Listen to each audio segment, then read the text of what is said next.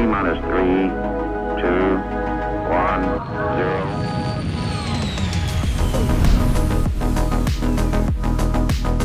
0. Hello, friends. Welcome to the Launch Sequence Podcast. We're back for some more space talking. And today I've brought zippity zip fast flying dude of the verse Avenger 1. We're going to talk about flight model stuff, spaceships, some combat, it's going to be a good time. We're also probably going to touch on a little bit of the cheating drama that has been going on over the last couple of weeks. And just I put out a video and I did reference you in my video. I told them to go to your comments and tell you that you caused all of this, and you were the man. No, I should wear a t-shirt. Blame A1. Yeah, it's pretty easy to do. How have you been, dude? Thank you for joining me. Good. Yeah, like we were saying off stream. You know, I just been treading water, hanging out, just waiting for ship model updates and just game updates in general, and enjoying myself as I keep on training every day. Training on a flight model that's going to change. Oh, you know me. You've been playing anything else? Just throwing your head against Star Citizen? Actually, I have been playing God of War Ragnarok like last week, and what a great game. Never played that one. Yeah, the God of War games are masterpieces. The best way I can explain them. Wait, so are you? We've probably talked about this before. Do you play MMOs, or you come mostly from single player games or arena shoot? What's your history? I came from EVE Online. I played EVE Online for a very long time. I ran a group in the game called Bombers Bar. I think I played EVE for the better part of 8 years. And then after I kind of finished that, I went over to Star Citizen and never looked back until now. I'm kidding. Did you get to have as much fun with the EVE Online flight model? Yeah, the mouse point and click was just didn't scratch the itch for me. It's visceral. Yeah, it's definitely a different experience. I mean, it's got its own merits for sure, right? But I was always looking for the hands-on kind of Star Citizen approach to gaming. Yeah, I feel like my thing is basically just first or third person MMO, spaceship fighter, pilot game, platform, or whatever it is. If it's first or third person, I'm interested in it. So Eve never really got me, but Star Citizen and Elite Dangerous and even No Man's Sky have been very interesting space games to me. I did play Elite. I did play some No Man's Sky. And I recently, actually, speaking of games I was playing, I started playing the X-Wing VM update. So it's the X-Wing game made in the Unity engine, and it is phenomenal. I got my TR5 working on it and ported all my controls over from Star Citizen, and I've just been enjoying every second of that game. I mean, that game got me started in flight combat sims like when I was a kid. Which is hardly a flight combat sim, but to play it again with like all the updated models, and like it looks like a game you'd make in 2025, but it's X-Wing. Has been, if anybody hasn't downloaded and played that, it's literally free. Like, do yourself a favor if you're a Star Wars fan, download and play that game. I do hear a lot of people talk about that as being like one of the games that put them on the path towards Star Citizen, because that was like early 2000s, right? X-Wing? Yeah. So X-Wing came out in 1990 something. I think it was 1991, okay. I think.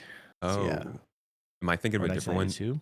TIE Fighter versus X-Wing, Jedi Starfighter, something like that. So, let me find that release date. Did a so lot X-Wing's more released Star Wars games back then. 1993. 93. Nice. February 1993. That was the very first. So it was X-Wing, and then it was TIE Fighter, and then X-Wing versus TIE Fighter, and then X-Wing Alliance. Okay, yeah. So I heard those. I heard those later ones.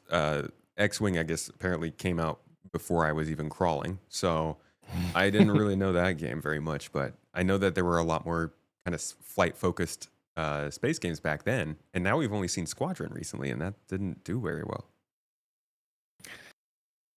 Well, Squadron's not out yet, but I mean, No. like, Squadron, Star Wars Squadrons. oh The yes, flight sorry, game. I'm Yeah. sorry. Yes, yeah.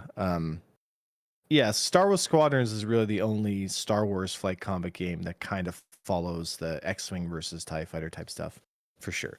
And who knows, maybe with the new movie that they're in production, Star Wars Starfighter, maybe Oh, maybe yeah. we'll get a rebirth.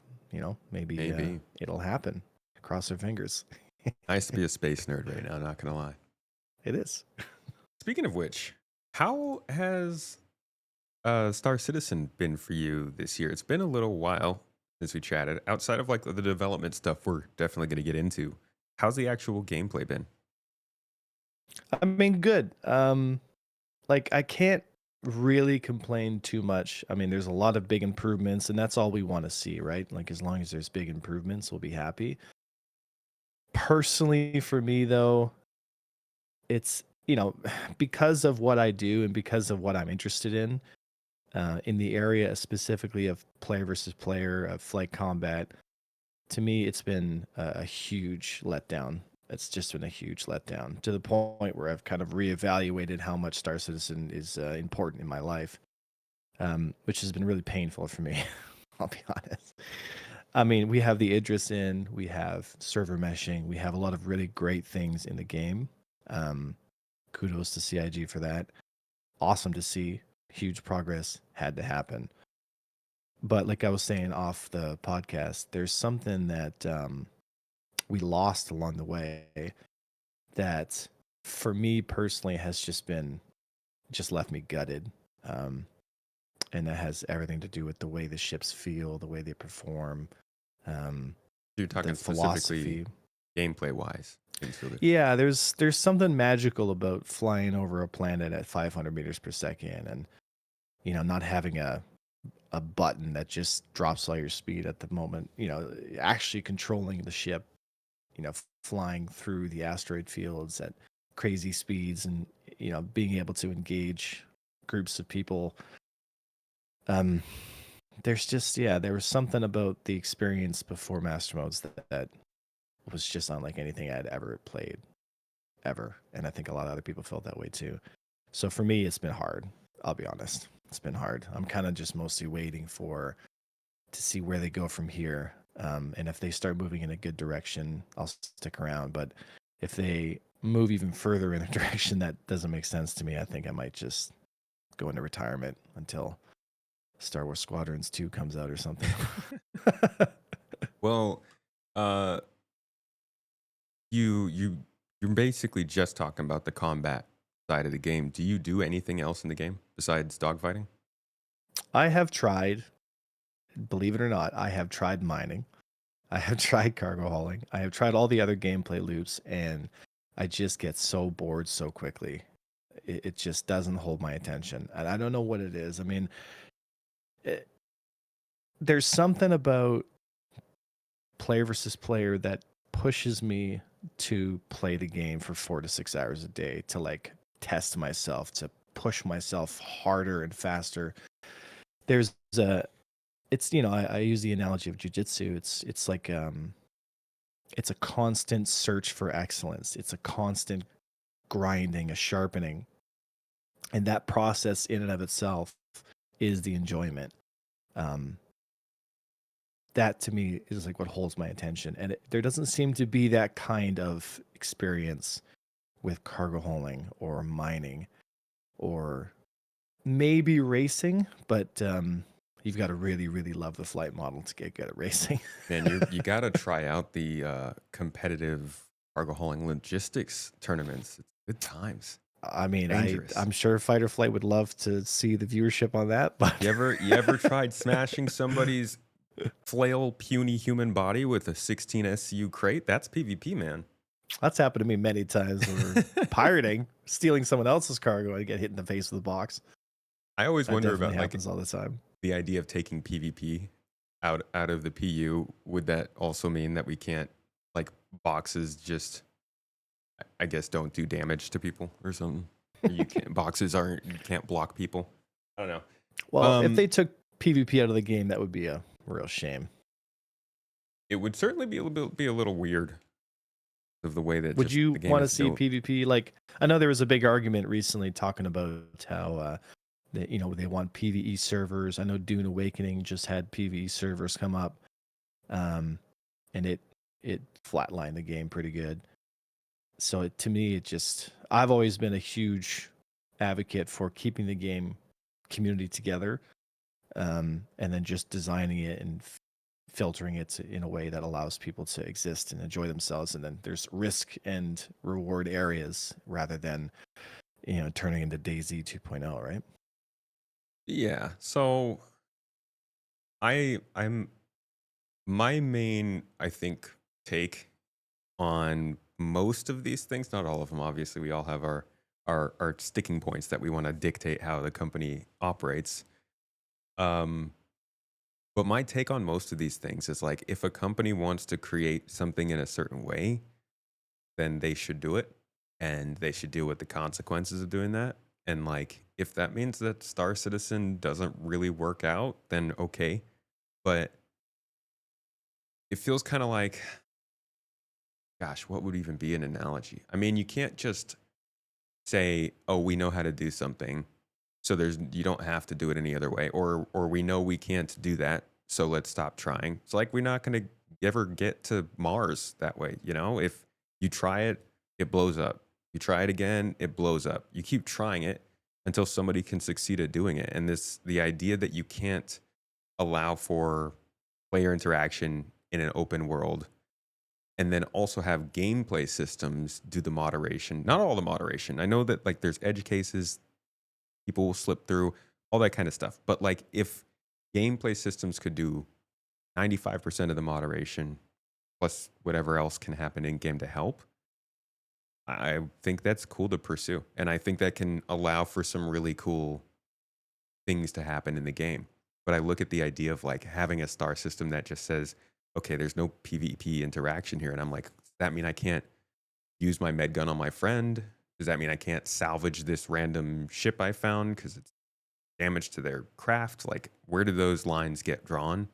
Uh, and that all comes down to, I think, because the company built the game in a way they wanted it to operate. So I'm like, if a game's built to have PvE servers, they should do that. It works for them. If it's built to try to mix everyone together, they should try to do that. Maybe make some concessions here and there, instanced dungeons, safe zones, all that kind of stuff. But like, at least let it try to happen.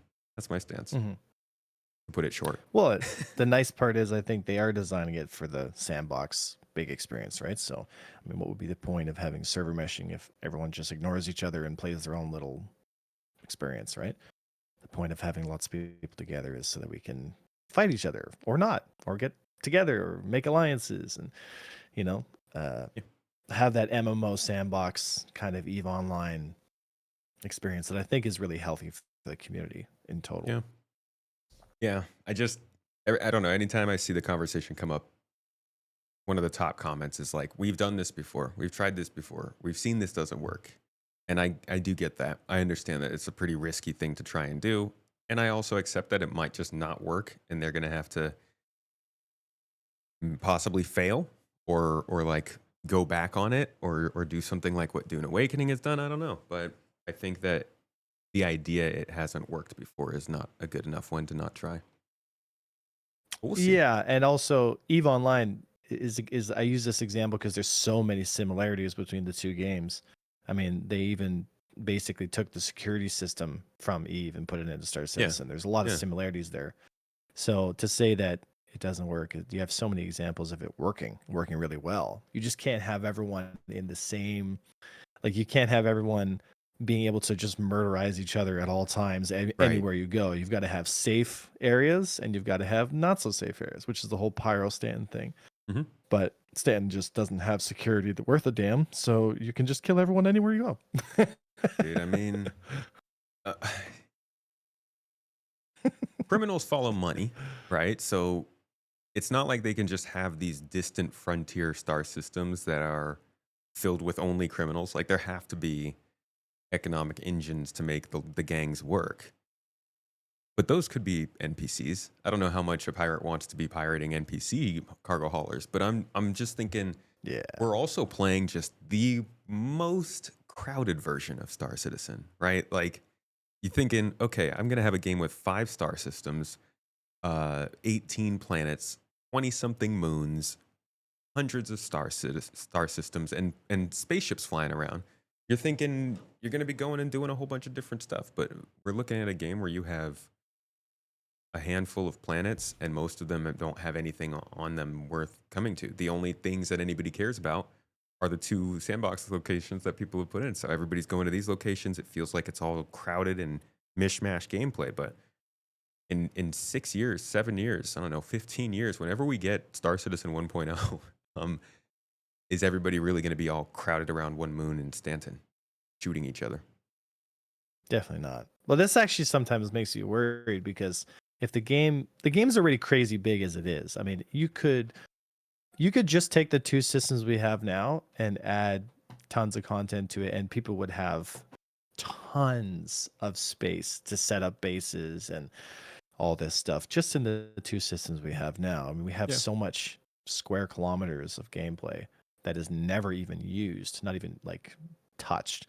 That I mean, just Microtech alone is crazy amount of, like, you could have an entire game just on that one planet, right? But I will see. I was gonna go somewhere with that thought, but I'm trying to stay on topic here until we no, start it's fine. shooting off into I 30 think different directions. PvP is an interesting topic. It's one a lot of people care about, and I know a lot of people are here for the flight model. But you are right. Like if we're all too spread out, then that's kind of boring. But I think that's why they're doing. Think about how Hathor can exist in that environment. We're all super spread out, but what if investigation missions and cargo hauling missions and combat missions are all sending us to like several places like Hathor, all within like 100 miles of each other? Suddenly you start having run-ins with other players or NPCs, or these hotspots they speak of where like everybody who wants to do some kind of ship combat is going to the coil kind of thing. Mm-hmm. Yeah, I mean, there's ways to funnel players into points of interest, and then the pirates and the players who are looking for that kind of content will meet you at those points of interest, right? I can tell you right now that the next event that's going to come out of the PTU will be gate camped to all hell. The amount of people that are going to be sitting on the pyro jump point and just taking people's equipment when they do the missions is going to be crazy, because that's the choke point, right? So you have to go into pyro? Yeah, so there's a trade event essentially, right? So you got to ship stuff from Stanton to Pyro. Now, when they get to the Stanton side or Pyro side, they're gonna get caught. Like they're gonna get killed. Isn't that supply or die? It's something like that. It's not supply or die. It's another type of event. So I've been running it, but I'm just turning into like Bygenie Point or Everest Harbor. I've never been sent through. The stuff that you to make the real money is gonna have to go cross system. You'll see. Okay. And so there's gonna be people getting caught and killed for that. It's gonna be interesting. Yeah, I mean, wow. So the whole event goes through a single. It's one of the choke points. Yeah, I didn't know that. Points. Well, I mean, we'll see. We will see.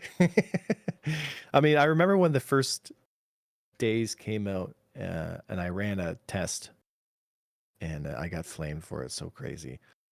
I even said it was a test. I told everyone, like, hey, we're going to do this just to prove what's going on here. And people just lost their mind. What was your test? Well, we gate camped the Pyro Gate because I wanted to show people, like, because people were like, oh, there's no way you're going to be able to gate camp the Pyro Gate. And I'm like, okay, well, we'll do it. And we did. And we killed hundreds of people and took their stuff. Not associated with that. Yes. And I just kind of showed, like, look, that the defense systems are incapable of defending the Pyro side or the Stanton side. The only mechanics that are going to keep you safe are either if you know how to keep yourself safe, or, God forbid, you find a group of players that wants to punch that gate camp in and kill those pirates, then you do that, right? But you didn't make the points after the first 20 kills? No, I wanted to make sure the point was set there, and it was fun because I was enjoying myself for a couple hours. But so, yeah, what's it set? Did they get the feedback? I guess they did. I mean, I wrote a Spectrum You post better about it. confirm after that. I wrote a Spectrum post about it. I talked to some devs, and they kind of just were like, "Yeah, whatever." We knew. Systems. Yeah, basically, I got the whole like there's systems in place to prevent that while I was doing it, and I'm like, "Well, your systems aren't good enough," and they're like, "One day." I was like, "Okay." I get the whole one day thing, right? That's interesting. We'll I get did there. not. It's the whole trust me, bro. I did not know we were going to be going into Pyro for this one. I thought this was a. Nope. It's gonna have it's gonna be fun. There will be missions in Pyro, and there will be cross system missions as well. Okay. So, Interesting. unless they change it at the last minute or they change it, who knows? We'll see. All right, man. Let's talk about more content stuff. I actually want to go into kind of our main topic. Back in November, we had a couple different Inside Star citizens that talked about the upcoming kind of ship combat scene. This was like one episode was about capital ships, one episode was about the flight model. I don't remember what the third one was about, but the flight model, in that episode, we kind of found out that they were removing nav mode and sort of shifting things around with master modes. 1 year ago, master modes was going to kill Star Citizen. I remember. I was told.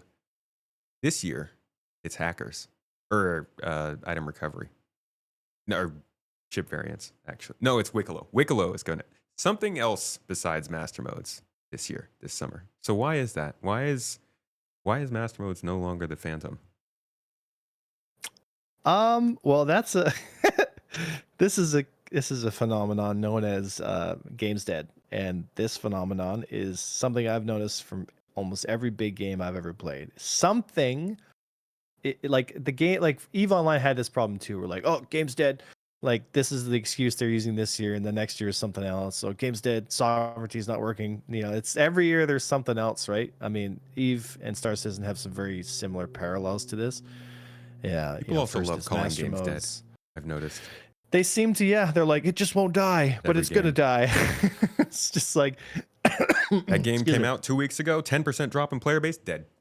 dead game, right? So it's just like, I think the reality is that there are blunders, and when the blunder is big, it gets labeled as like the game killer. You know what I mean? I don't know why. Maybe it's just because the environment that we live in with the world right now is negativity, and pessimism is kind of like the cool thing. It sells. You know what I mean? So if you're the first one to be like, "Oh, game's dead. It's not working out," like it's like you're right away get the attention. But I personally think the only thing that will kill Star Citizen is Squadron 42.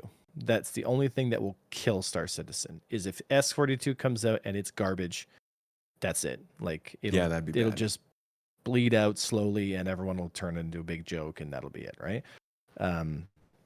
But you know, they've got a little bit of time to play with, but they're running out somewhat, right? I think Master Modes was a failure in total. However, sometimes you have to fail, which is still progress, right? So, like you were saying. The whole idea that they are evolving it, and there was a plan to change it more from where it is. Do you believe that? Do you think that they were planning on going further than they did last year, or are they kind of settling in and thinking that might be where they stay with master modes? I think they were hoping for a much more positive reaction to master modes, and if people were very positive about it, they just would have been like, "That's a wrap, boys," you know, and then off they went. But I mean, they were blasted with more negativity than I've ever seen them get blasted with for That's master saying modes, something. and right, and I hate to say it, rightfully so. You know, so it's nice to see them pivot. I'd rather see them pivot and admit, okay, this didn't work, than have them dig their heels in like they did for the first couple months, waste everyone's time and money for something that is just ridiculous. But it's good to see them kind of coming around, you know. I've always maintained the position of I really do wish that they would listen more to the active pilot community and players that really know their stuff. Because new players and players that are learning will become those experienced players in a few years. And then once they get to that point, they'll be like, oh, that's why it's this way. So if you design and build the game for a deep and engaging experience, then you're going to keep your player base over the long run. But if you design it to be flashy and short-sighted, then you won't have something that's going to stand the test of time, which is what Star Citizen, hopefully, as far as I understand, is what it's trying to be. It's trying to be that game that just keeps going. As long as there's players and people wanting to play it, it will keep going. I certainly hope so.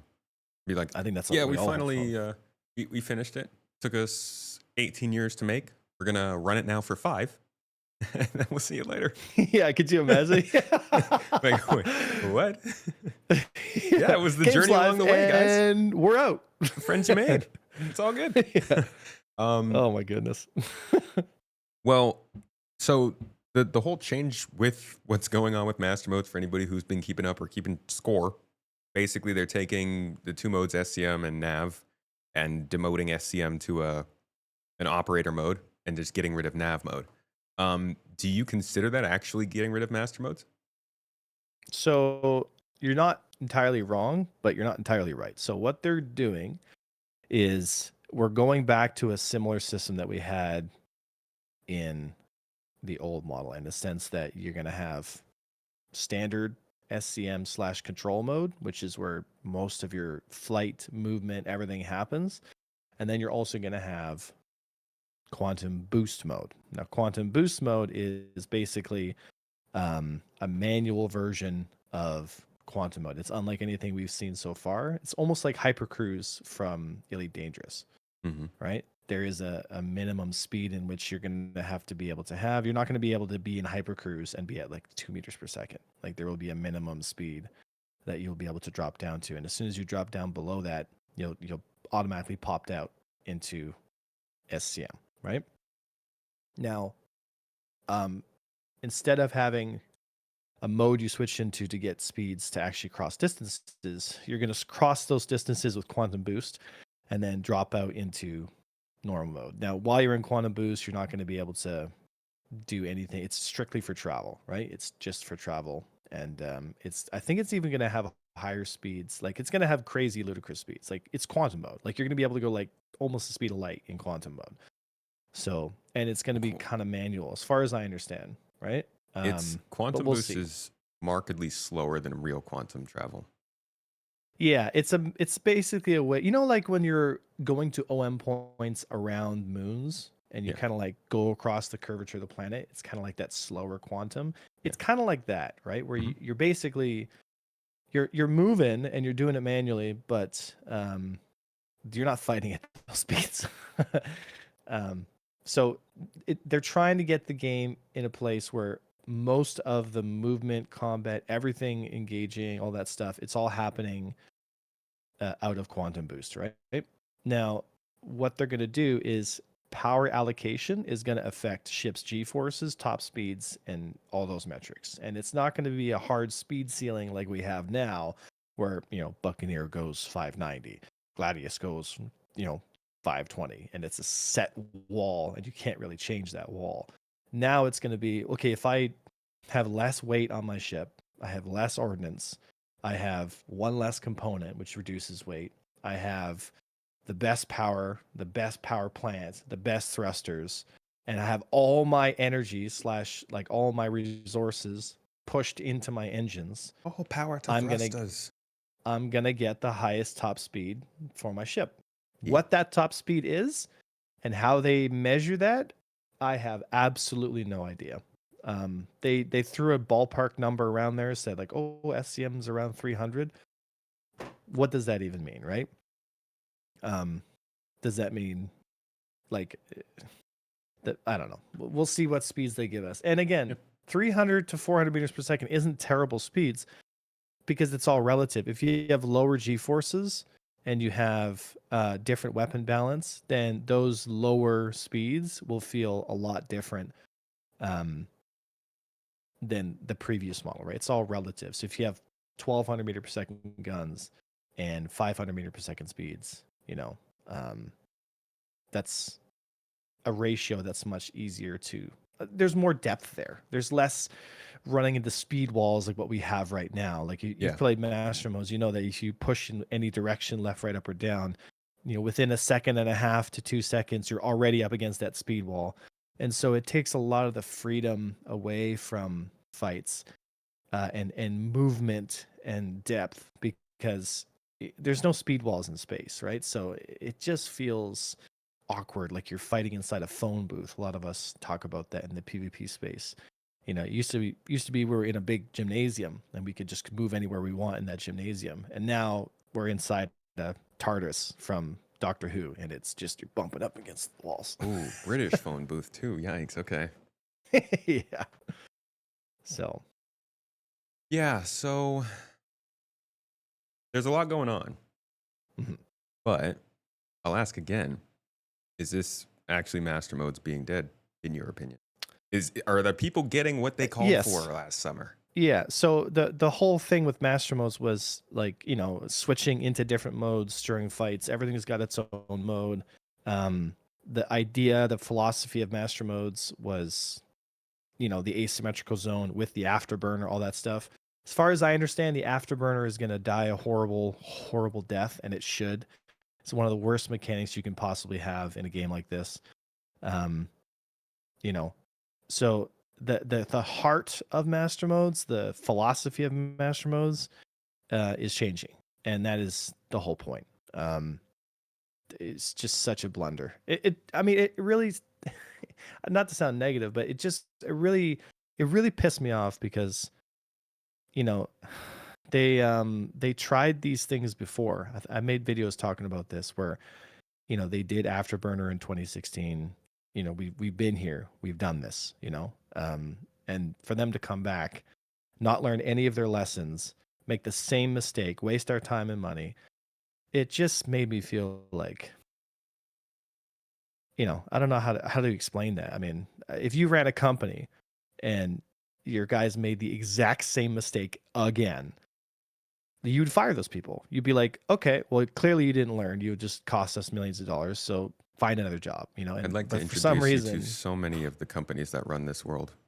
Yeah, but for Google some being number reason, one. it's just like, I don't know. And I'm not calling. Let me be very clear here. I am not saying I want people to get fired or that people should get fired or anything like that. I'm just saying that, if you make silly mistakes and you've already had the information, like a lot of times I'll talk to some certain individuals within CIG and I'll mention stuff about old flight model stuff. And they will be genuinely like, wow, I didn't even know we tried that before. And I'm like, you're the flight model guy and you don't even know your own history. You don't even know what stuff was tried before and why. That to me sometimes makes me stay up at night and shake my head, like, but I don't have the full picture. Maybe they did. Maybe I just misheard them in a certain different way. I don't know. But whatever the case may be, it's hopefully going to get better as time goes on. It needs to get better. Within and it's been outside. Within and outside of the flight model, I will be so wholly interested if we ever get insight into how CIG ran throughout this whole period. Because I bet it is. I bet there's just so much, and we'll probably never know. But it's been obviously a kind of a world first and a very rare opportunity to see from the outside. I can't imagine what this whole project must have looked like from the inside. I hope Jared writes a repertoire, like he got his mantis, so he's happy. Yeah. Now, I did a live reaction on that ship yesterday. The Meteor, the comet, the meteor, yeah. And what do you think of that thing? Is this a trap? I'm not. This looks like a trap. I'm looking at his face and I'm like, okay, what is he looking for here?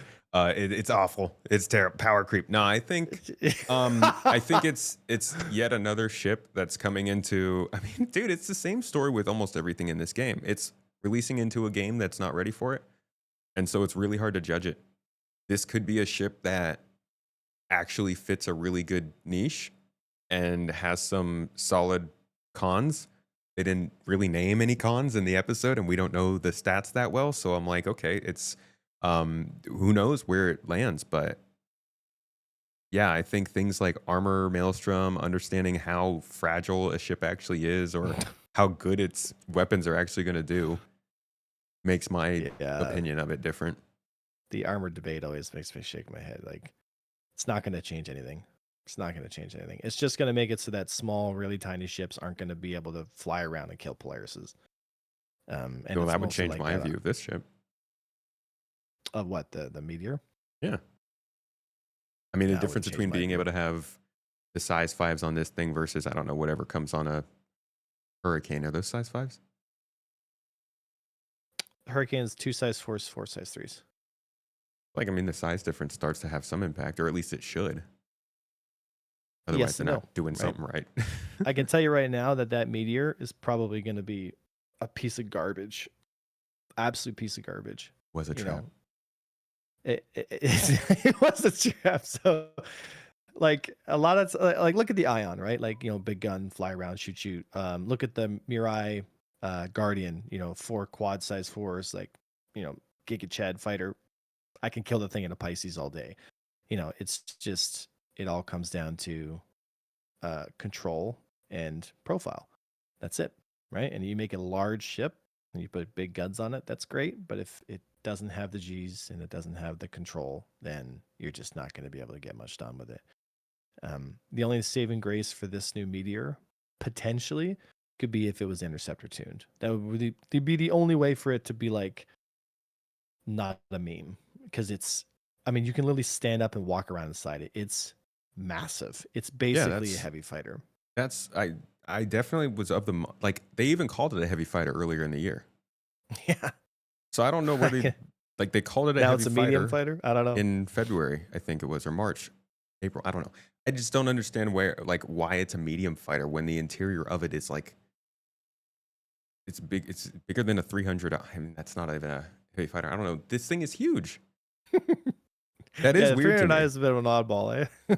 That is weird to me. But I also find that to be a ship that could work out. I mean, besides the tuning and the stuff you were talking about, um, this could be a really good sort of lone wanderer ship, right? It can easily defend itself. I don't know if it can carry any boxes on it, but it's got tons of interior space for you to like not feel cramped up if you're living on it for a few days at a time, going off into like a mid game system and fighting some NPCs and stuff.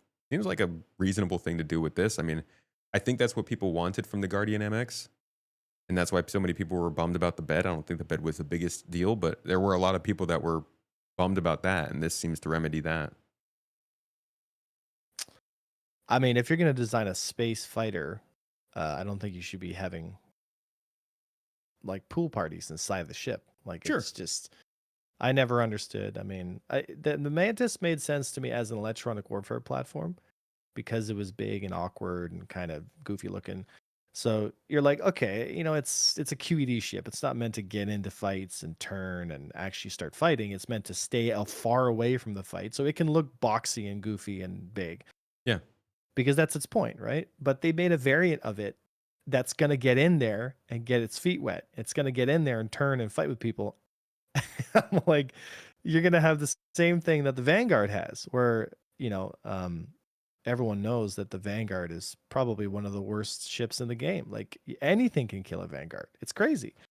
I mean, because it suffers from the same problem that the Meteor will suffer from, and that is, if you're large, I mean, you're not going to be able to control the fight in any meaningful way. And then they have these devs come on, and they say, "Oh, heavy fighters are in a good place," and it just goes to show to me, what that tells me is they're unaware, they're uninformed, and they're unwilling to understand what's going on. and that's a real shame because you're going to have these ships. People are going to spend good money for these ships, and they're going to be continuously terrible at their jobs. And Is this not it's a shame. is that not flight model stuff though? Like the similarity between the Meteor and the So Vanguard, wouldn't that mean that's more of a flight model thing than the Meteor's problem itself? so let me put it to you this way. Um, the size and scaling of ships is magnified because of the closeness and the speeds and all that stuff of master modes. So the bigger your ship, the more dramatic that difference between a small ship and a large ship is, because the fights are happening a little bit closer, because the fights are less dynamic and less energy based. The physical size of your ship has a much bigger impact on whether or not it's effective in a fight. Previously, in the old model, because there was much higher speeds, the profile of your ship wasn't as big of an issue. It was much more based on acceleration. So in the previous model, you could win lots of fights in the Vanguard, and the Vanguard was a very large platform, right? Because you had space to actually extend and avoid fire and get your shields up and actually have a push pull to the fight. But now you're fighting inside that phone booth. There is no push pull. It's just one party just applying 100% of its DPS on the other, and the guy that's larger is going to be the one that suffers because of that. And it's just a real shame how they've designed and kind of thought of this space, because what's happened is you've had all these artists design these beautiful ships, but they've created a system in which those beautiful ships are taken advantage of because of their design flaws. It's a flaw in design to create a ship physically the size of the Mantis, because like I said before, large scale stuff is so much easier to engage and hit, right? In space combat, you want to be small as you possibly can, you know, because the smaller you are, the easier you are to avoid fire, and avoiding fire is life, right? So, they're going to have to completely rethink of how to do combat in space if they want to continue with these ships at large scales like this. But the easy way to fix this problem would be to bring the speeds up and allow those extensions to happen naturally, so that the smaller, you know, like the physical size of ships like Mantises would still have a chance at creating deflections meaningfully enough to be able to avoid fire. Unless they want to go for a game, which they seem to be kind of going for, where it's almost like this MMO, this kind of massive online multiplayer where the guns and the stats of the ship are what really define the fight, and less about your position and movement and energy. It seems like Master Mode's pushed way farther in that direction. And really the only ships left that have any kind of negotiation ability are the snub fighters, are the very small light fighters. And now we have everyone screaming, light fighter meta, light fighter meta. But that's largely because you've removed the ability for all the other ships to have that kind of, to exist in that space. I hear you about the designing the model around design flaws. I agree on that. That can be a problem, and it can also point towards like just not having a congruent plan throughout the entire process, having started over at certain points, but still having to respect, you know, and honor those legacy ships with whatever design they have. That is definitely a problem. Um, but there's also I'm interested in like the conversation around the speeds, whether we should be going faster. Honestly, I think that the speed changes that we saw were more the problem that some people had than master modes, but they kind of associated that with master modes. And now that the speeds aren't even changing or going back up, a lot of people are like, well, master modes isn't going away because we're still flying slow. We talked a little about how like they want to change the speeds through what's on your ship and your components and a little bit of crafting and stuff like that.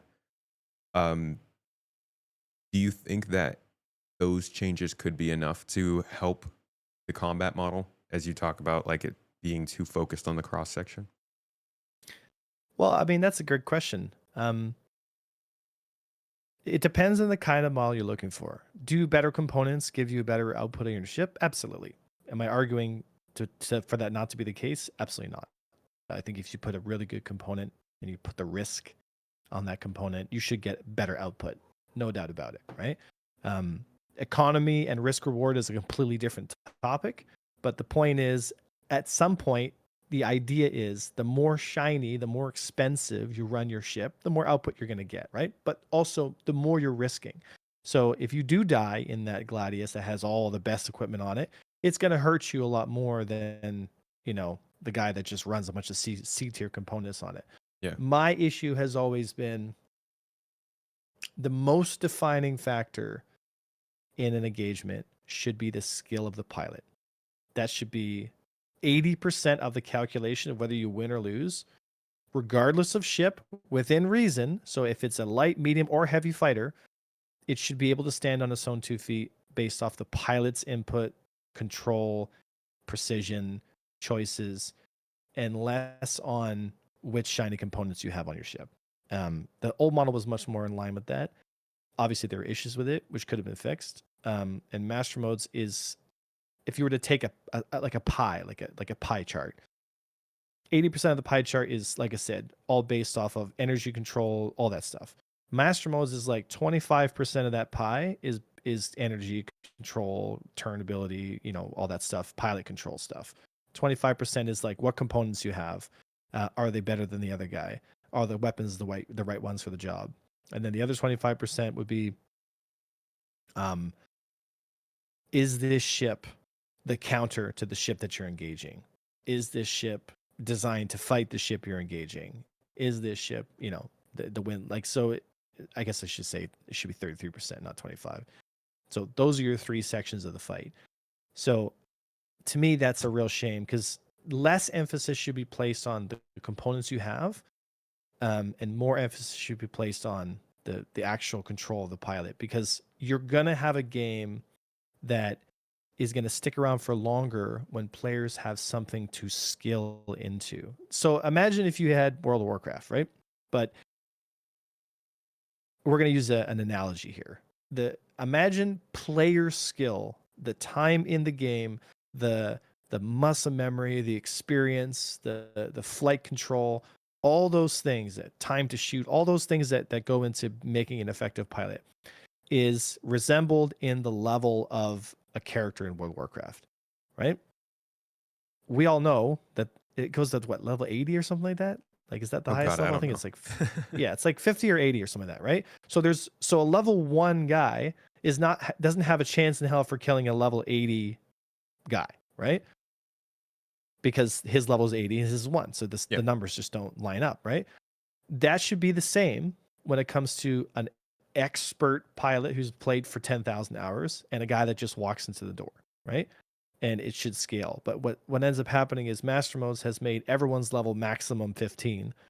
So within a couple weeks, you've got level 15, and now you're fighting there with the rest of them, and now it becomes all based on, okay, which components do I have? Do I have the sword of destiny, or do I have the armor of this? And guess what? They lock that behind paywalls, right? And so, that may have not been CIG's intent, but in the attempt of raising the skill floor to make the game more accessible to people, they have condensed everything to a dangerously tight point of which player skill themselves, your choices as a player, mean less now than ever before. And that was the real tragedy of Master Modes. And what I'm hoping the next iteration, if they expand that back out to something that we're more used to, I think would be healthier for the game and for the community in total. And it would push away a lot of these haters talking about the game being pay to win. Because I'll be honest, it's hard for me to argue against pay to win stuff now, especially with the Idris and all this silly stuff going on. You said that some of the stuff was locked behind paywalls. What did you mean by that? Well, you got flight blades locked behind paywalls. You've got I think they went back ships on that. locked behind. Yeah, after the community basically roasted them, right? Yeah, no, I don't think they've gone far enough, but I do think, I don't think that they're locking those behind. That's my big thing. Like, components on the store that's one of my big things. That's like, don't do that, because like you're saying, there's got to be something. There's got to be something that you are pursuing, and I haven't made that connection that it's either the components and customized stuff or the player skill. That's the next thing I was going to ask you, but the components is where it's at. Sell all the ships you want, but the things inside of them is what we're earning to make them work well. Yeah. And hopefully crafting and stuff brings a level of unique crafting ability so that, like, when I look at where the future of the game is going, as far as I understand, the best components you could possibly put on your ship are going to come from player crafted unique components, right? So you're going to have all these, again, you're going to get the Valkar eggs to give you the special stuff, and you're going to go across the galaxy collecting all these rare things so that you can put them together and create the world's greatest power plant or laser gun or something like that. And it's going to give you 15% more output or this and that. And I'm actually for that. I'm like, that's great. That's awesome. Right. But what should be the metric of who wins should be based off the pilot skill. I've always said this. That should be the number one thing. So I know we've gone over this before in other episodes, even with hopeful diagrams. But besides the speed that we have right now, what else could they do to make that player skill more prominent? So let me be very clear here. If you really want to keep speeds low, you can keep speeds low and still maintain a healthy level of skill. It is more difficult. It is not as enjoyable, in my opinion. I think players like to go fast, and I get this is a good way to put it. Ricky Bobby was not wrong. Players need to feel out of control. They need to be able to go so fast where they feel scared. I'm out of control. I need to tone it back. But because we have such limited speeds, there is no sense of like, oh, I'm going too fast. I'm losing control. There is no like, I'm riding the line. Like if you're driving a super bike on the highway, you might go up to like 140 and you're like, ooh, okay, that's enough for me. That's too fast. Like I'm not comfortable with that speed, right? But an experienced driver is going to rip that Kawasaki Ninja up to 240 on the highway, and it's just going to be like a totally different experience for that person. And eventually the experienced rider, like the beginner rider, will be able to get up to that point. And this is an analogy I use for like controlling and understanding your ships. At first, the ship should scare you. The ship should be able to outperform your ability to control it at first. Except it's like a formula. Maybe the Aurora. Yeah. Right? And what's Master Modes has done is they've kind of taken that ability away because they want, and they don't never say this, but the reality is they want to make the experience as accessible as possible. And so they've tampened everything down so heavily, so they got to bring back that feeling of losing control, that feeling of too fast, that feeling of I'm riding the edge, they got to bring that back. You can do it with the lower speeds, but you would have to have dramatically less accelerations. Do you think that jerk would help?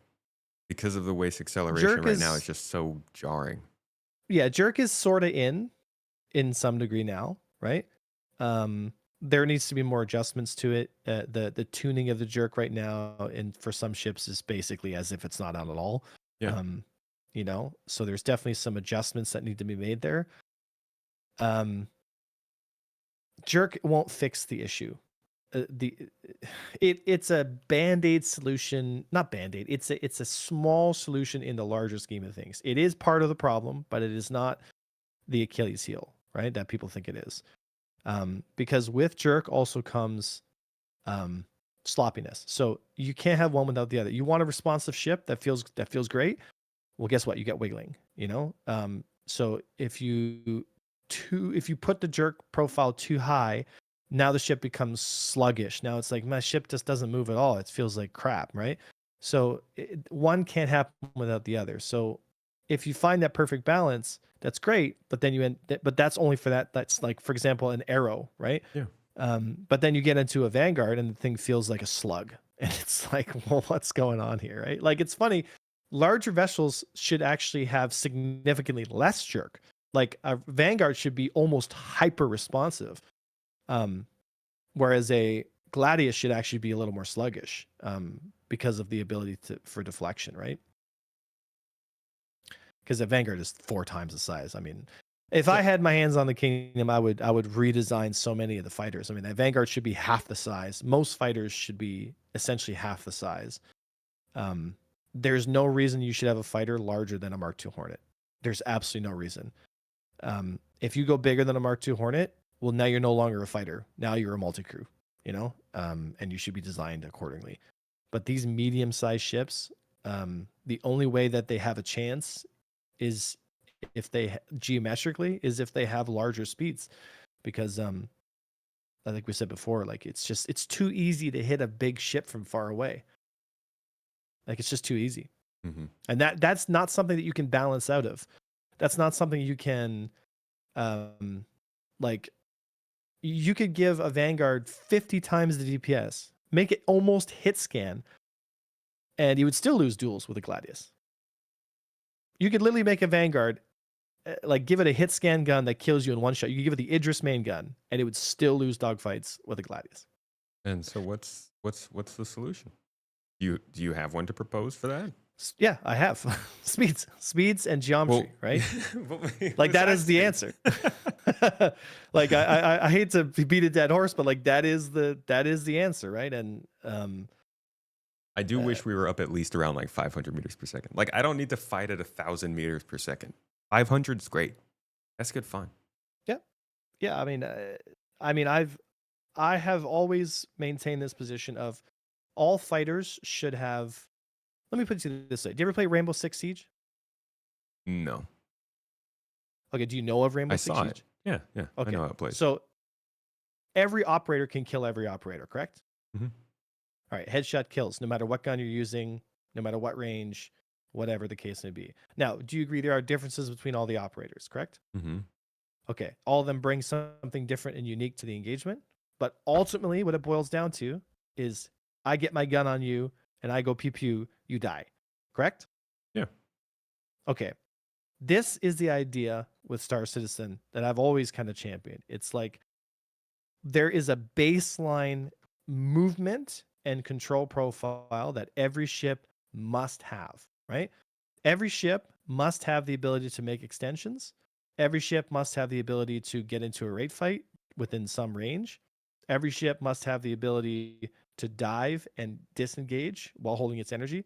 And every ship should be able to engage in a brawl, period, right? If you are a fighter, those are the things that you must be able to do. Now, a Gladius might do some things a little better.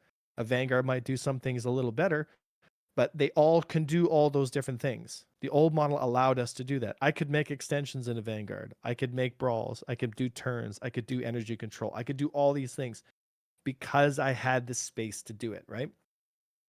If you don't bring that back, there is absolutely no possible way like the game is going to feel good. There are going to be massive swaths of ships that will basically be ineffective, and you're already seeing it now. There are only a few ships that are basically really good, and if the game starts to move forward with all the base building, all that stuff, you will have such clearly defined metas that basically the game will boil down to 5 ships. And you'll have all these hundreds of other ships, but nobody will use them because it's like, why would I use that when I can just use these 5 ships and to do everything well? That's what we'll have, and that's what we have, and what we've had for the last 10 years. And that's why sometimes I beating a dead horse on this, but it's just, it is what it is, man. That is the greatest fear, I think, or the greatest problem this game has is making sure all the ships stay relevant and up to date. Yeah, but see, this is the thing. What they've tried to do, this makes me giggle. They've tried to make every ship so unique and have its own specific little niche. They've gotten lost in the weeds, right? Instead of making, like, for example, okay, you want to protect your friends over top of Daymar OLP. Right? They're doing the align in mind, and you're like, I need a fighter screen. Okay. Team A brings 10 Gladiuses, right? Team B's like, okay, well, we don't have Gladiuses or whatever the case may be. Maybe we don't have a carrier to deploy them. We're going to bring 10 Vanguards, right? There should be a fight. And that fight should be basically won or lost based off of the experience of those pilots. Now, obviously, the Gladiuses might have a slight edge, but in a team environment, if the Vanguards are working well together, they should be able to take that fight. In Master Modes right now, not a chance in hell. Not even close, right? The Gladius counters the Vanguard so hard that there is absolutely no way you can crawl back from that engagement. So now it becomes a question of, okay, I have X amount of ships on field. I need to bring the counter to those ships. And in my opinion, that is a disaster for balance. You've created this environment where, I mean, good luck trying to balance that. That seems an impossible task because you're adding new ships every year by the dozens. I mean, at some point, it's like, in a certain kind of way, all heavy fighters should essentially be the same ship. All light fighters should essentially be the same ship. There should be minor differences between the different chassis, but ultimately, like in the old model, the Arrow went, if you remember correctly here, 21 Gs on the tricord. The Gladius went 22. So it was 1 G more than the Arrow, but the Arrow had slightly higher top speed and it was physically smaller. So it was a little easier to maneuver around in a team fight, and it had more DPS at the time because the 4 guns was better than the 3 size 3s. So there was a trade-off to each one. You couldn't really argue which one was better. It really depended on the pilot. But ultimately, both flight ceilings for ships were so similar that it allowed for really good gameplay between the two ships. Now, there was a feeling difference. The Gladius did feel different. Its jerk profile was different. Really experienced pilots could really feel the difference between those two ships. And that is what they should be pushing towards, instead of like having such vast differences between these ships. Because what ends up happening is, if you have really large differences between ships, you have really clear metas, because one thing will just outweigh everything else. And in this case, physically small profiles are what weighs everything else out. It's why the Fury is basically a god ship right now. The Fury is one of the best fighters in the game, period, bar none. And it's the size of a thimble, because that's what outweighs everything else, right? So. Yeah, but diversity sells. Yeah, but you can have See, this is the thing. You're correct in diversity sells, but you can have diversity of feeling and art and design and all these other things that make a ship unique without sacrificing the ship's ability to engage in the fight, right? The way I see it is, we need to be pushing towards the environment in which it's less about specifically which ship you're choosing. It's more about the class of ship. So hear me out. So Talon, Arrow, Saber, Hornet, Gladius, Blade, all these different ships that I mentioned should all have relatively similar flight profiles and controls, right? All their stats should be pretty close. Arrow might have a couple degrees more on turn, might have this. But as an entirety, all the light fighters fit into this metric, right? And fighters in general are meant for these jobs. That's the rock, paper, scissors that you can play. But you can't play rock, paper, scissors with each individual ship within that. Yeah. Right? And you have to make it so that it's more to the choice of the pilot. So in this situation, I'd rather bring Talons because we need to engage the target and we want to have less missile pressure. So Talons are a little bit better for that. But ultimately, it should come down to the pilot, right? And right now, Master Modes, because those differences are so vast and the flight ceiling is so low, there are just counters, like hard counters to stuff, and that's what makes things feel more like an MMO, like Eve 2.0 feeling, than it does a true player-guided experience, which Chris sold us from the very beginning. He's like, we want to make player skill. You, the player, is the level of your character. That is true. Yeah, that is. I remember that being a very specific part of this game for quite a while. Oh man, what was I just about to ask you?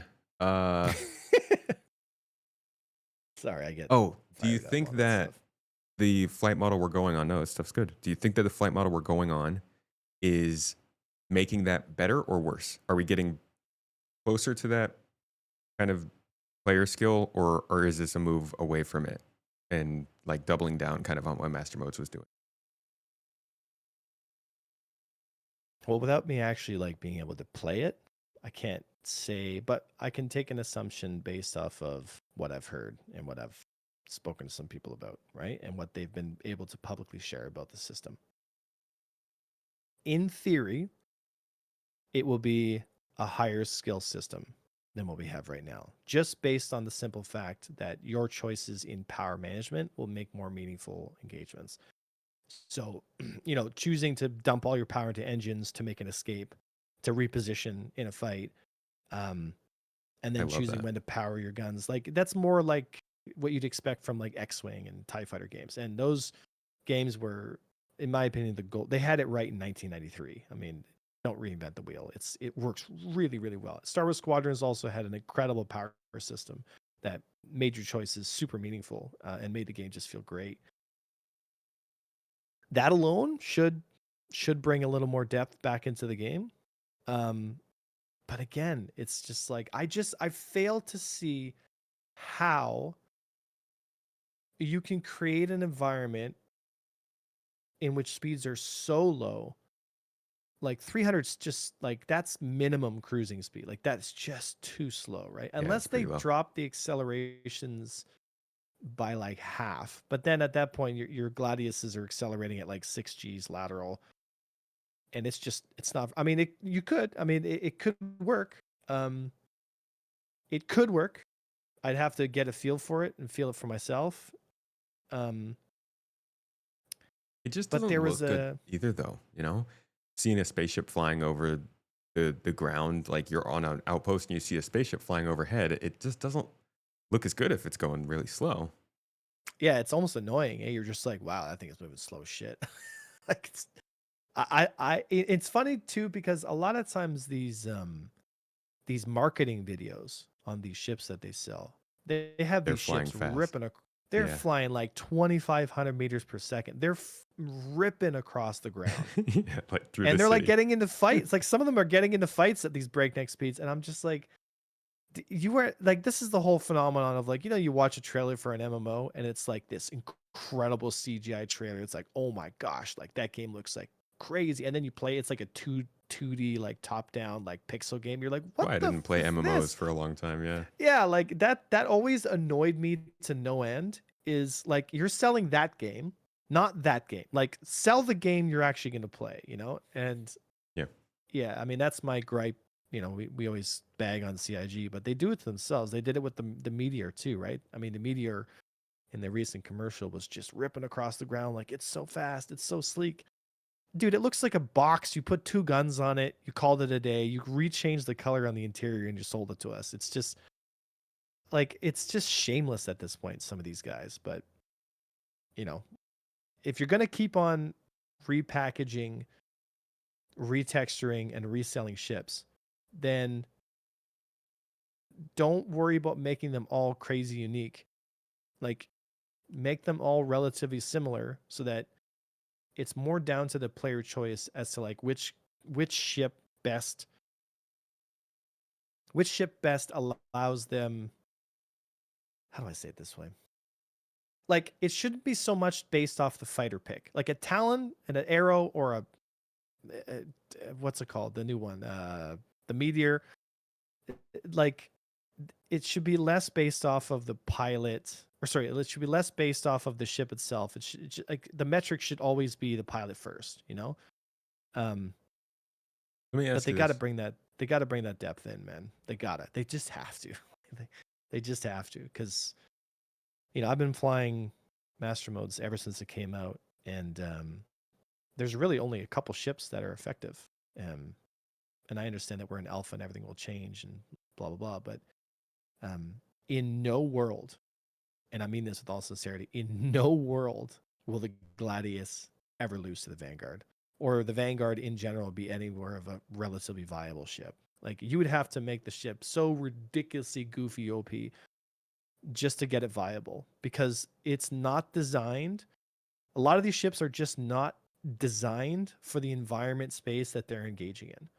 They've created a game where the small ships like Arrows and Furies excel in this environment, and bigger ships just don't have a hope in hell. And unless they have a fundamental design change, you're going to have these big issues. But that's kind of where I stand with the flight model, man. I know it's a long-winded explanation, but Not a problem. I'm hoping that the new system does bring more skill back into it. It sounds like it will. It sounds like it will in a lot of ways, but what worries me too is like when I watched that Around the Verse, or not Around the Verse, Inside Star Citizen, the live talk where had Yogi and those guys on. And they were talking about how heavy fighters were in a great spot, and I just the wanted recent to hit one? I wanted to slam my head into the ground.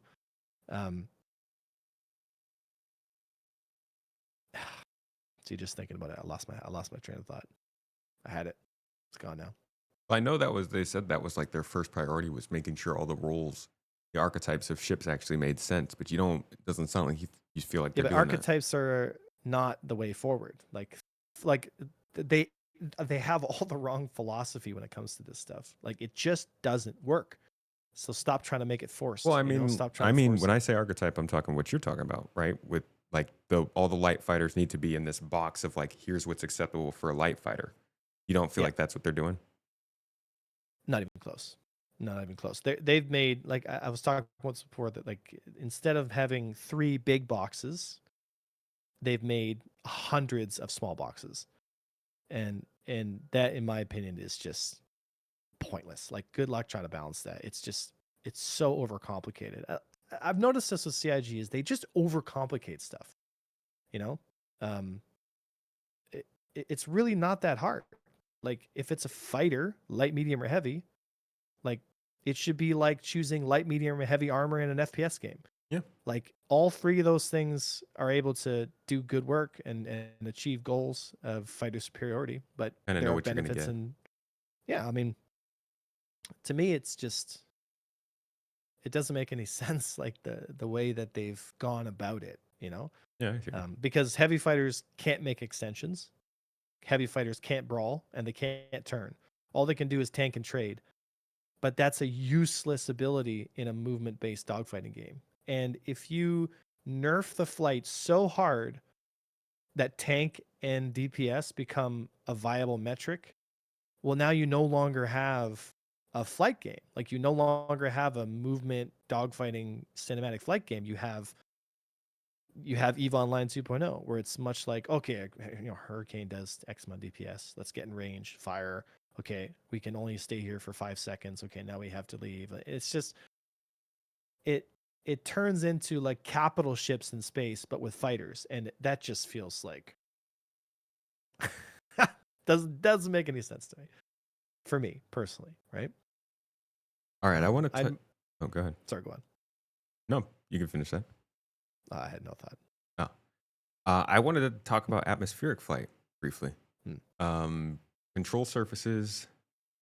What else is there? There's that. I don't know. I think the turbulence is really something to worry about. But control surfaces, the idea of hovering VTOL, the way that flight seemingly sounds like it's changing. It sounds like strafe might be nerfed quite a bit in atmosphere, or that forward flight is going to be more important, and they're trying to differentiate it from space flight. How do you feel about that?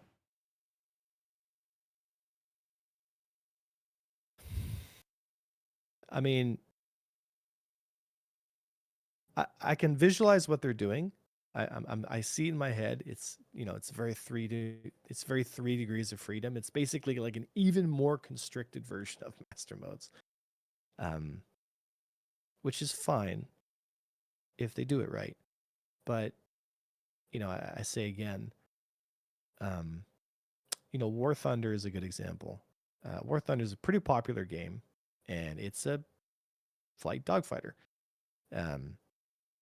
It takes me probably anywhere from like 20 to 40 seconds to accelerate up to basically dogfighting speeds in a Spitfire. That's forever. Right? Yeah, because what you do is you build altitude, you build energy, you go up and up and up and up and up, and then you look for targets. Like 5 TikToks in that time. Yeah, I mean, right? But this is how aerial dogfighting works, right? Altitude and speed is what the metric, like that's the most important thing that you need is the more energy you have, i.e. the more momentum you have, the more you can carry that energy into a dive and into an engagement and allow yourself the flexibility to engage and then disengage, right? Um, Does it feel that has boring been for it to what's take one. so long? Does it feel like it's dragging on? Do you think Star Citizen players would get annoyed if it took them 40 seconds to get up to dogfighting speed? 20 seconds? So I'm not advocating for 40 seconds. Yeah, maybe not 40 seconds. What I'm saying is, even the biplanes in War Thunder take about 6 to 8 seconds to accelerate to top speed, which is roughly the old flight model acceleration zones. Master modes, it's within 2 seconds. This new model, probably similar, even if the SCMs are set to around 300. So that is a fundamental misunderstanding of what makes flight feel, look, and play good.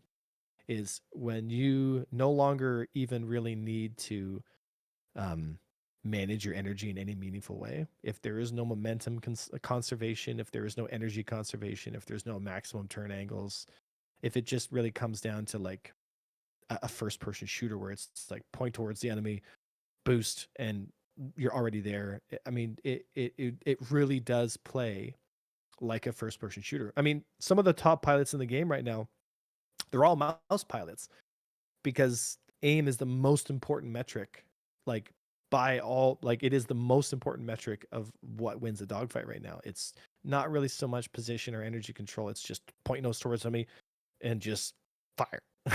And whoever tracks the pixel the best gets the kill. That's a first person shooter. I didn't sign up to play a first person shooter in space. We have FPS for that. Get out of the ship and grab your rifle. There's your FPS. That's where I am. Yeah. Yeah, like if you're controlling a fighter, a spaceship or whatever, all these things, like they have to stop trying to, like I think what they're trying to do, what it sounds like, all these flight model changes and stuff. It's Squadron. But it's not just Squadron. It's like Chris wants a very specific look to the game, which is fine. But he wants the cinematics of an expert pilot accessible to everyone. Yeah, wants us all to look good. He wants everyone to look like Maverick. Well, when everyone looks like Maverick, nobody is Maverick. You know, it really does come down to that. And to me, it's like, unless they fundamentally change their approach to flight and understanding how flight works, and they bring the energy control back into the game, and the momentum control back into the game, we will forever and always have a very unfinished, unkempt experience, in my opinion.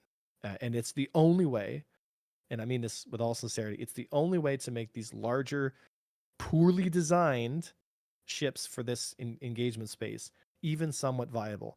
Because without these abilities to, manage the skill set, these bigger ships will just be essentially a paperweight. People will spend hundreds of dollars on these large vessels, Vanguards and Guardians and all these big ships, and they will literally be laughed out of the engagement zone by Arrows, Gladiuses, small stuff. It's just the way it is. Well, I'm very interested in seeing how it all turns out. I hope they raise speeds. I hope, like, just even marginally, I hope that they can come up with something that hits a good balance. Obviously, they want people to feel comfortable playing in this game. Like, this could be a massive game if it's easily approachable, especially Squadron. I think Squadron could be an incredibly big game for them if it's easily approachable. So I can understand why they want to make it easy for people to play it. But yeah, I mean, I can't disagree with the fact that like we need a big window of skill that you can find to add longevity to the game. So hopefully they can find something that actually works long term, and these ships can find a place to live. Before we wrap things up, I do want to quickly go over this sort of rush of cheating we saw over the last few weeks. just to touch on and give a little update on like what we know and what's happened uh, for people who have not been following super closely. So I don't want to. This has been an ongoing thing. You covered this in your own videos. I think it was like a year and a half ago now, maybe.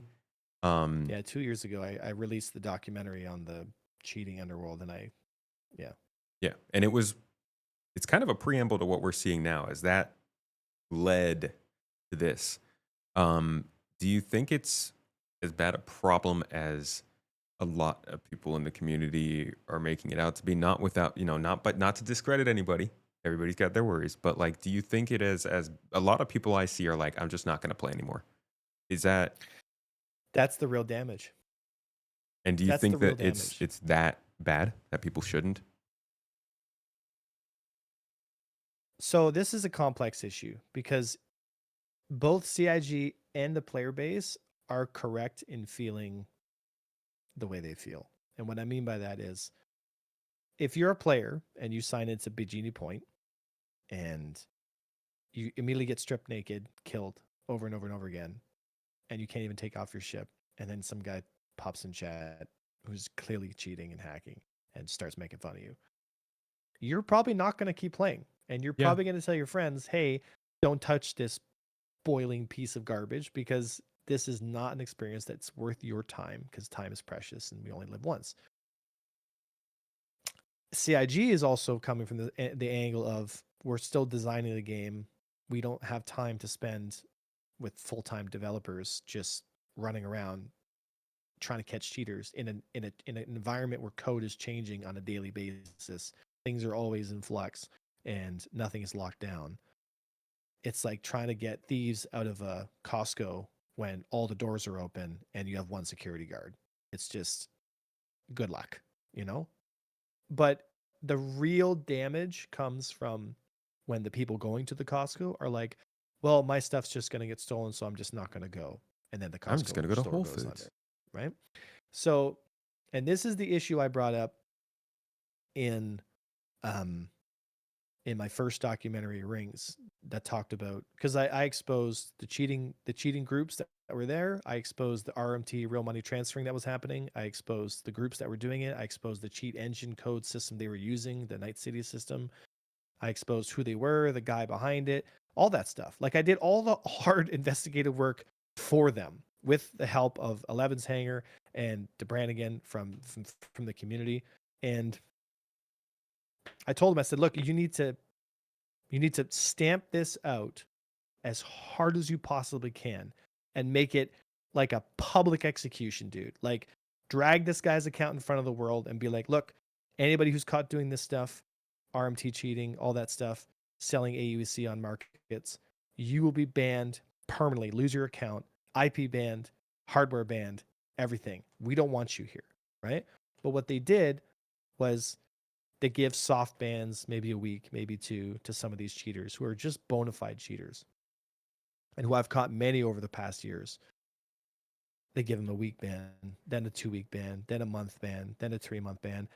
And it's like, how many? It's like the whole bail problem, right? It's like I go out and stab someone and then I go into jail and then I get let out on bail 2 days later.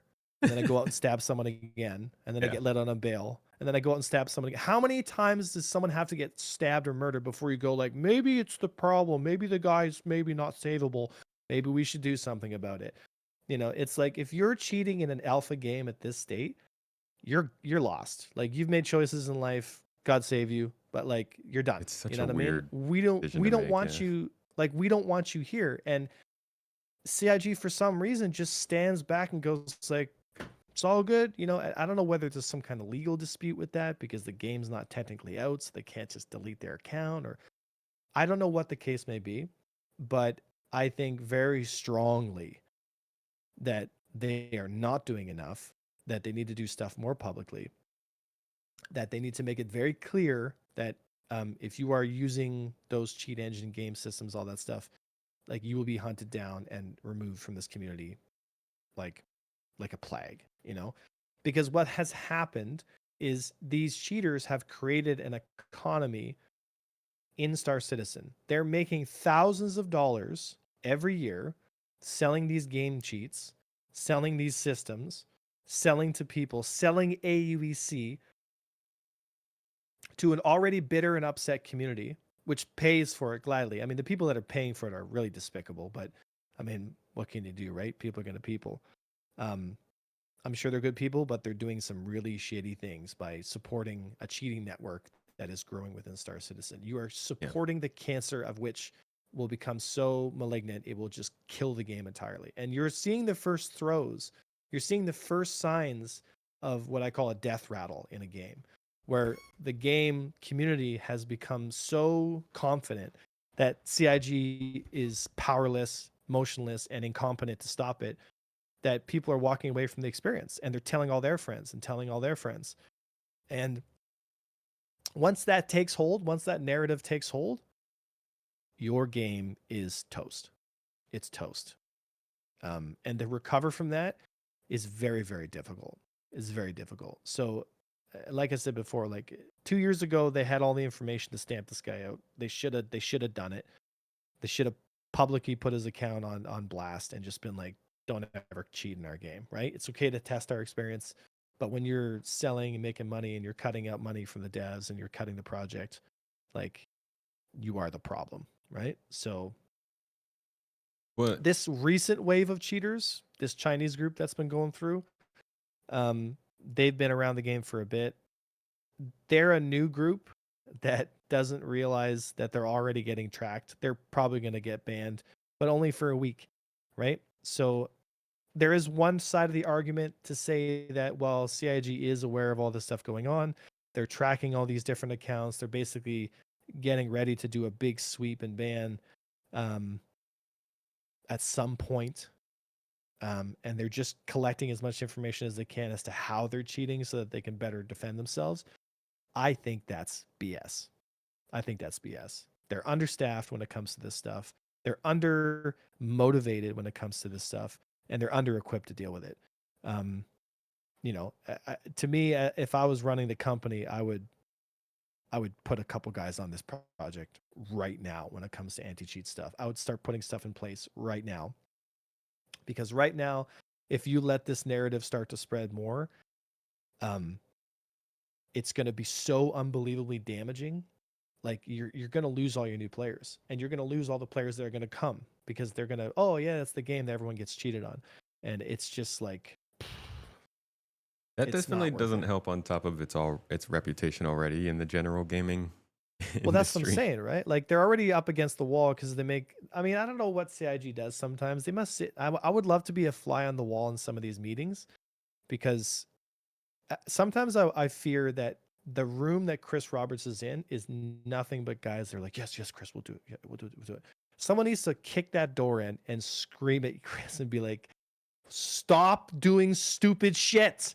Like, stop, because so many blunders in the last couple of years, flight model blunders, marketing blunders, like just so many blunders, that it's a wonder the project is even alive at all, to be totally honest. Like, I think the that's only reason actually this project is so alive is because you have a bunch of people that are so bought into this experience that they can't quit. And there's I thousands of us. I do think that's an interesting angle, because it just goes to show how much people really want a game like this. Like, people really just want like a good space game where you can like jump out of your spaceship, float around, and do stuff. And it's enough that driving this project for this long. But yeah, gotta protect it from stuff like this for sure. Do Yeah, you like, think that? Sorry, this loophole that they've been allowing for people to do things like VR and other third party stuff. Do you think them closing that is actually going to have a significant effect? So the VR development is being done by some guys within CIG. If they have to close those things to make it No, easy I mean for like them the to, Warp. I think it's WarpX or something that works. Used to work yeah. at So Cloudworks. yeah, so there are certain third-party programs that will help with those VR experiences and whatnot. But CIG always tells me, or some guys at CIG always tell me, like, we don't have enough time. Like, it's just, we don't have enough time to do these things. We're too focused on Squadron 42 or whatever. Yeah, and I can only try to understand their position when it comes to that stuff. But I fail to see how addressing a systemic cheating problem in your experience, which ruins the player's experience and ruins it for new people, isn't a bigger issue. Like that should be like one of the biggest issues in your experience. And you have the tools, like you have the anti-cheat system. I mean, they need to upgrade. They need to get a heartbeat going. They need to,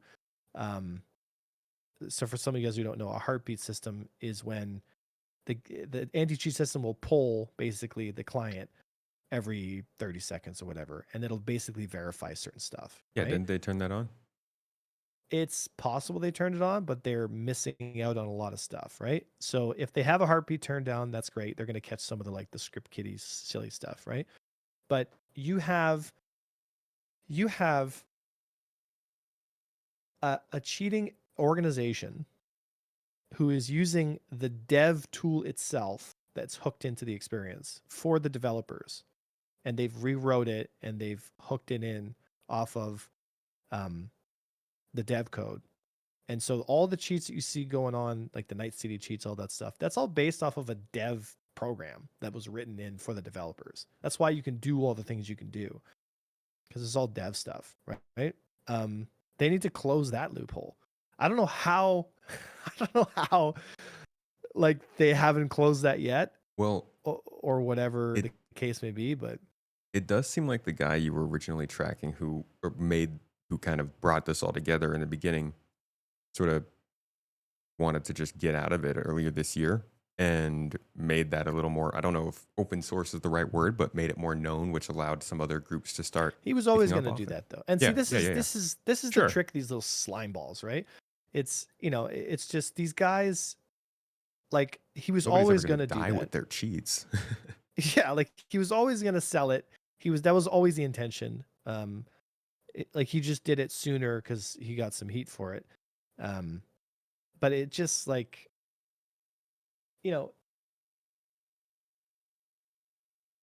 unless CIG takes a really hard, like, and I hate to say it this way, like you have to become so aggressive against cheaters to keep them out of your experience, to make it unpalatable, to make the experience so miserable for them and so difficult for them that they just go somewhere else and do something else, right? Because like look at what happened with Fallout 76. One guy called Xbox 360 went in there and destroyed Fallout 76 for like the better part of a year, like to the point where they tried to seek legal action against him because like he was losing, like Bethesda was losing hundreds of thousands of dollars off him just having a vendetta against Fallout 76. So cheaters and hackers like that, they can really destroy your project, like really bad. So CIG needs to be a lot more active when it comes to dealing with these threats, because if they don't, like I said before, the community at large is going to get to the point where they're like, you know what, clearly, like my experience is not, like, they just want my money. They don't give a shit about my experience, and that's going to kill the project. Cheating will kill a project faster than anything else. And this recent wave of cheating is just a new group coming onto the scene and getting upset with tier 0 looting, and thinking that they're going to get away with it. They're probably going to get caught. They're probably going to get banned, but it's only going to be for like a week, 2 weeks, maybe. They're not going to lose their accounts. And this is the shit that drives me up the wall. It's like, you get caught cheating, man, like you're done. So You're done. IP ban, hardware ban, you're done. So in this case, maybe tier 0 looting is what kills the game. Yeah. Way to bring it back around, man. Yeah. I can't. It's so funny. I can't stand the way that we. It's so. There aren't very many things in Star Citizen where they'll give us like the sort of half-assed, not very good working version, but then also tell us what's coming next and how it rolls out. And they actually did that with inventory recovery, and it's still just. I don't think it's made a difference. It's made a difference for a pretty good amount of the community, I think, but so many people just don't care. Like, I don't care what your plan is. What I'm experiencing right now is awful, and I'm going to burn you for it. It's just like, God, I would never make a video game in public, dude. I just wouldn't. Well, I mean, and that's the thing too, is like, I, I mean, I wish Sig would just hire me. Like, I'm not. Sometimes I laugh. I sometimes I go to bed. I'm just like, either I just start making my own game, or just fucking hire me, dude. Because they just need someone with a rational brain to step into that room and be like, okay, guys, you know what we're not doing? Yeah, we're not selling flight blades on Gladiuses. What? I want See, you say that. You the say that you'd be in the room to say that, but you already mentioned that. What about the chorus of people who are saying no to you and getting you overruled anyways? about flight blades. Yeah. You don't People think are there was defending somebody in the flight blades. room? You don't think there was somebody in the room when that decision was being made being like, mm-mm, no, we shouldn't do Brother, it like this? if you took a census of the SC community and you asked them if flight blades were acceptable or not, a vast majority of people would be like, get them the fuck out of my experience. They would not want that to be sold behind a paywall, right? Yeah, no. And this I'm is what I'm saying, talking about. Is no, I'm like there's saying always if, going to be people, dude. There's people, but that's a moot argument. There's always going to be people who believe ridiculous things. I mean, you got people out there blowing themselves up for the most no, ridiculous no, no. reasons. There's going to You're be people missing what who I'm saying. You're missing what I'm saying. I was saying if you got hired by CIG and you were in the room when they were oh, I'd making the lose my flight job blades within a thing. day. Hmm? I'd lose my job within a day. I Yeah, that's what I mean. because I wouldn't Like because you I would wouldn't put actually. up because I wouldn't put up with that bullshit. It's bullshit. It's what it is, right? It's people don't want to lose their job, so they don't want to take Chris. It's a bad idea. You know, marketing team probably comes in there and says like, look at all the money we've made. So like objectively they're successful. So Chris is probably like, oh yeah, sure, do whatever you need. And then they make these blunders which damage their reputation and the actual like here's the thing, your experience, your game, your company is based off reputation, right? People are going to come into your project based off of what they've heard about Star Citizen, right? It's unlikely that someone just watches an ad on YouTube and goes like, "Oh wow, I'm going to go play Star Citizen." Some people come in that way as well, right? But they don't stick around if they don't see the company taking steps that are towards the benefit of the players. I mean, take a look at CD Projekt Red, right? CD Projekt Red got flamed like crazy from Cyberpunk. Remember when that first came out? Because they got pushed really hard to release it early. They Yeah. didn't want to, but they did anyway.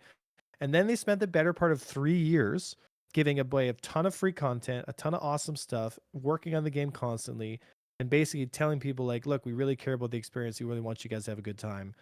And here's what we've done. And it's one of the most popular games of all time. Yeah. This is the kind of shit people want to see from the company that they spent their hard-earned money in doing. They don't want to be gaslit on Inside Star Citizen live videos and Sorry told for that your they're ears. dumb. And yeah, like, well, I'm sorry for getting fired up about this stuff, but so many times I watch these, I can't be the only one who feels this way. They Oh just no, you gaslight the should community. come join my YouTube comments. Yeah, You'll it's be just, enlightened. I'm not trying to be negative, but it's like when you tell me that the heavy fighters are in a good place, like, no, like, just no. Or, you know, anyway, there's lots of examples of them gaslighting the crap out of us, but Yeah, we got a it little way just, from cheating. yeah, but I'm circling back around here, but I lost it now. Well, I think overall they do have a lot of things that they need to take care of. And that's not Yeah. just the gameplay stuff. As far as the health of the actual game from the outside, like with cheaters, but also the health of the community, confidence, I think they're in the middle of a year of playability in which I do believe that the game is becoming more playable, but not in a lot of the ways that people wanted to.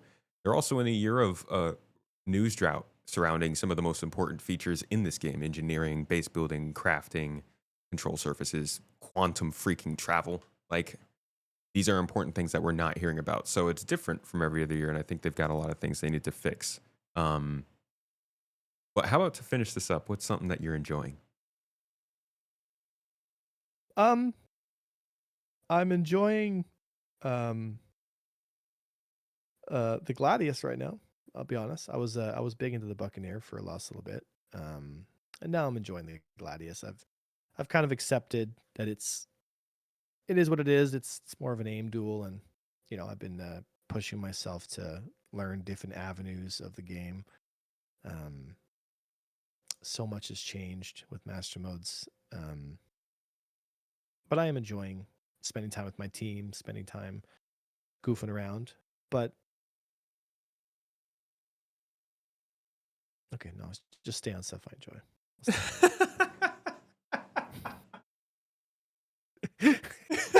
I just saw the wheels turn in your head, and you're Yeah, like, I was just like, "Ooh, no, I'm but not gonna that go there. really." I'm gonna go to a dark place real soon. Well, I get it though. I get it. A lot of people are. Oh, I lost your camera. Oh, what happened there? A lot of people are just looking forward to more Star Citizen. I said dark place. I didn't mean disconnect my Yeah, camera. there we go. Real dark. Well, Bad? dude, I appreciate you joining me for this talk. Specifically, I've been wanting to get a good show about the flight model so we could actually talk about where that's going and how. Well, did I at least answer your questions for that stuff? Yeah, absolutely. You answered all the questions, my dude. No, it was Okay. Sometimes I like to because ramble. I don't miss stuff. there's a lot to consider with the flight model, and they've said a lot, but it's been super spread out and not very focused. So it was nice to get a chance to kind of condense it all here into maybe 30 minutes of question and answer. And I appreciate the talk on the cheating as well. Well, it was Your camera always a coming back? Are pleasure. you going to be able to make it? I don't know what's going on with this camera. I said All dark right, place, man. and then it just cut out. No problem. No problem. Well, can you let everybody know where they can find your own content before we hop on out? Yeah, you can find me on YouTube at Avenger One, and you can find me on Twitch streaming most days at a new time now at 5 o'clock Eastern Standard Time till around 9 o'clock, 10 o'clock. So we're in evening U.S. time zone now, just to try it out for the next couple months. But and I suggest if anybody is interested in learning and understanding flight combat and PvP, you should come to our Discord or join the SC PvP Discord for any kind of engagements and entry level stuff, right? So Got him back. well, just like that, I'm back. And frozen. And frozen. See, I just trying to stop me. Dude, yeah, Chris is watching, dude. He's in the chat over here. He's like, what'd you say about my meetings? It's right. All right, dude. Well, we will have those links posted in the show notes down below for you folks. Final thank you to Avenger One for joining us in your dark glory over there. And thank you, everybody, for watching, listening, whatever you're doing. If you're in the car, falling asleep, at work, whatever it might be, we appreciate you. And you can always catch the podcast over on any audio platform. Spotify also hosts the video for you now, so that's kind of nice.